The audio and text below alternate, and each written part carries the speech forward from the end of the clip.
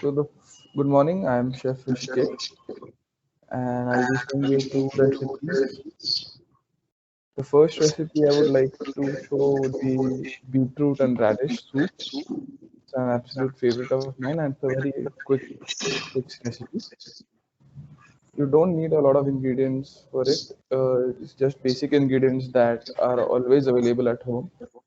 As you can see in the slide, I have put them in numbers and grams because recipes and tablespoons change everywhere as you go. So when you put it in grams, it will be a set recipe for everyone. So you need beetroot, radish, cream, butter, or ghee. I prefer ghee, salt, pepper, and spices which you love. So in this case, I really love cinnamon, coriander, cumin. So you can always change spices to what you really like to. Next slide, please. So the recipe is very basic and very easy to make. If you so I really love to roast the vegetables.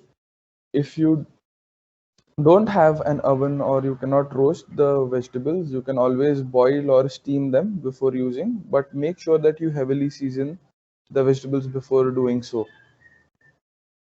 Once you do that, you turn it into a puree, and you also make sure that you season the soup while you are doing it, a puree of it. You add cream, you add the butter, and just before serving, you temper the soup with cumin, coriander, and cinnamon powder in this case. And you can always add a few more spices or whatever the spices you like. And you make sure you really have it warm. And since this soup has two root vegetables, you need to have it during lunch because it is heavier to digest and it will give you a satiety feeling for more time. Next slide, please.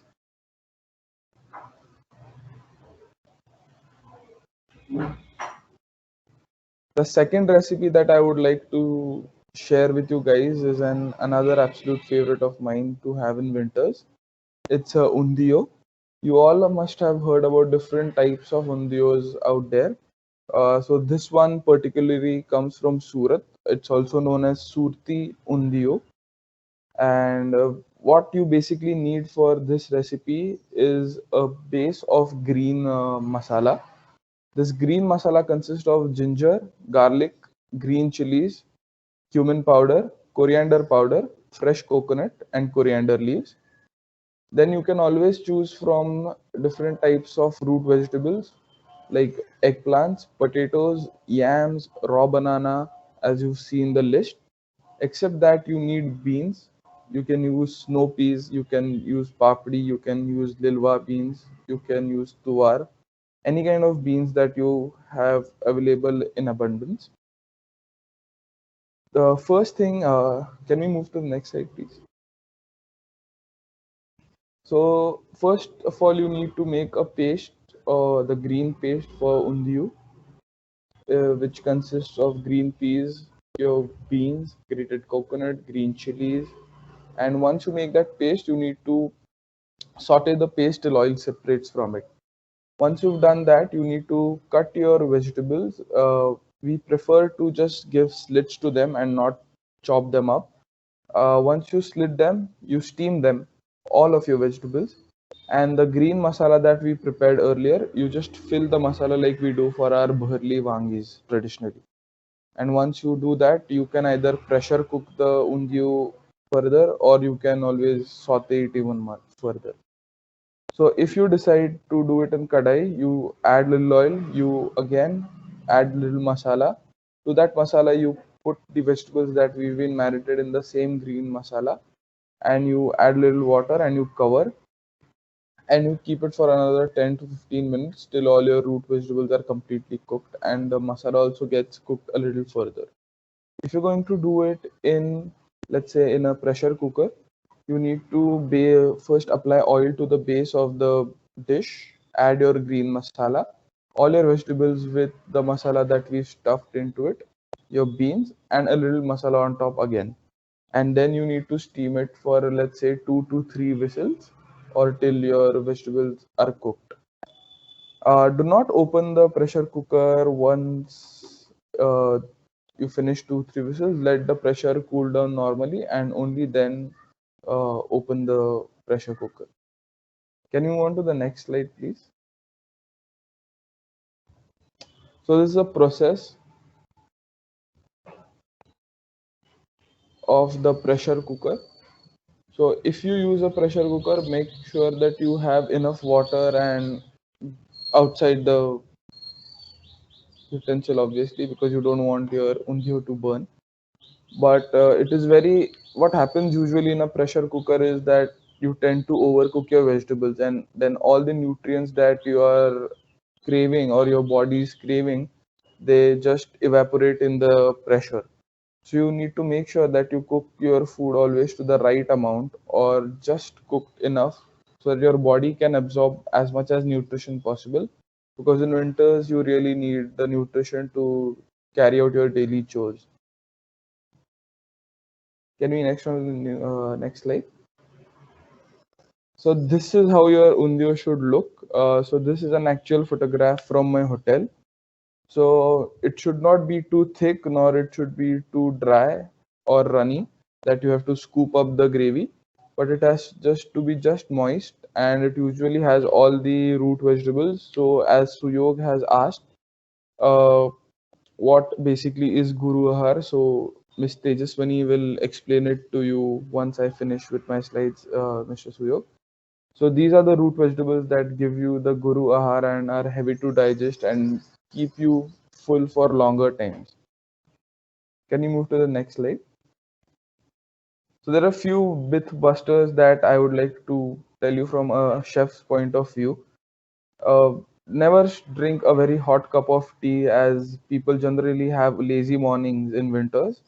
It actually imbalances your core temperature, which is not advisable. So you always start by having a cup of lukewarm water, or you always start with a lukewarm tea. Never have a very hot cup of tea during the mornings. People from Western countries or people from who live in colder climates, they think or they decide to have a drink every day, thinking that it keeps them warm. But what alcohol actually does is it impairs your ability to shiver and shake, because it actually rushes blood to your veins and makes you feel warm. So this is not advisable again, because having alcohol every day can lead to uh, unhealthy points.